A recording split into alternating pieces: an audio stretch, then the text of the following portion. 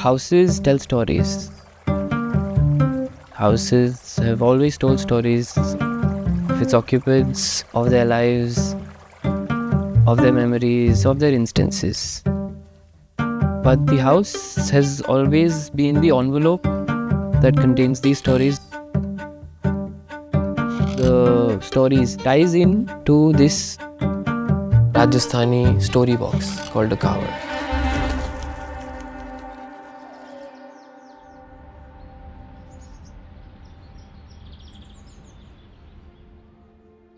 I'm Abhishek Saxena. And I'm Madhav Maini. We're both from Architects Collaborative. We're based out of New Delhi. Join us for an exclusive home tour of A Tale of Tinted Courts in Noida. To watch premium videos and access PDF ebooks with house plans, log on to buildofy.com. The link is in the description below. In a quaint residential neighborhood in Noida, the project is a single family home on a fairly convenient 300 square meter plot.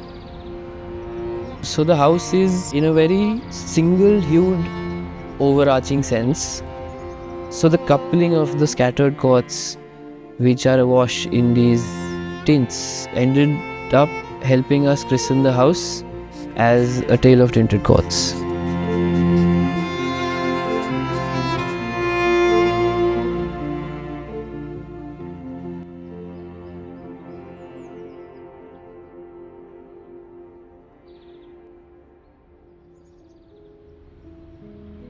At the front of the house, there's this roughly 40 feet wide road.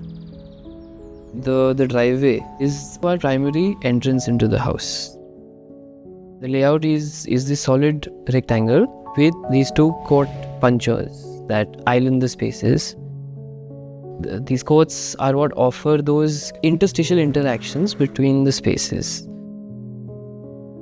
The entrance foyer is the first court that hits you the moment you step through the doors. The courts here act as these breaks, these pauses, rather than being the heroes in the house. The water body here with the eastern sun, the general wind directions, creates a slight shift in the microclimate. To the right, we head to the living area. The living room has this corner sliding glass that opens up into the lawn area. What happens is that it creates this very interesting panorama of sitting inside the living area and looking into the lawn. The living also has a small bar tucked in one corner, and there's a powder room right at the end of that. The dining becomes a fairly central island kind of a space. There's a partial double height where some level of interaction can happen into the first and the second floor. Through the dining, we've got the second court, which is the green court. This open up completely through this double door. We've got these smaller arched openings. So the courts tend to offer this second-handed interaction between the various spaces. We've got the bedroom right at the back end of the house. There's this glimpses from one space to the other. And then through the green court, we've got the kitchen and the subsequent unfolding of ground floor. Now, as we end up onto the first floor, we're again met with this lobby area that looks into the dining below. You enter the kids' bedroom through a small study area. This study area is the space that interacts again with the court. The master bedroom has its own small study, and then there's fairly big bathroom space. Now these two bedrooms have these small Juliet balconies, which are their primary interactions. As we come up to the second floor though, is when we introduce our second layer of courts. We've got a third court, which is the sun deck.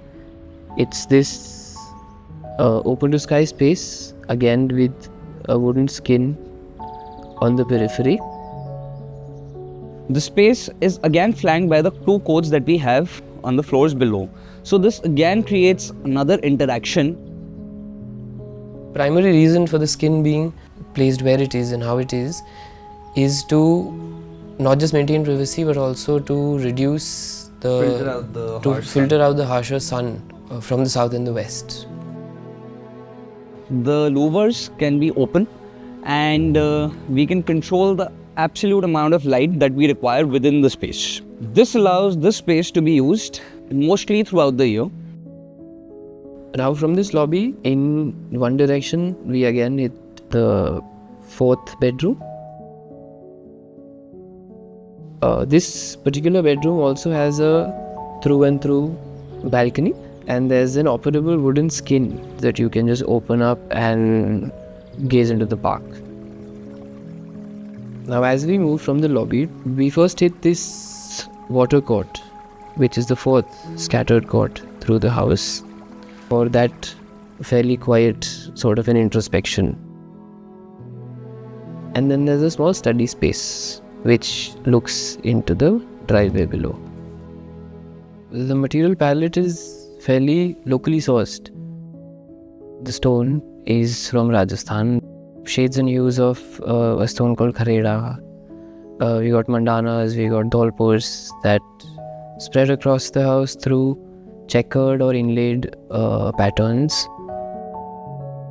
We got a locally sourced team to kind of wash the whole house in a fairly lime monochromatic kind of an aesthetic. Third recurring material is wood. The house attempts to narrate its spaces much akin to a wooden box of stories. The courts become the glimpse from and the pause between any two spaces that then become the chapters. It's not the walls that hold the spaces as themselves, it's the courtyards bordering the spaces that give them their individual character.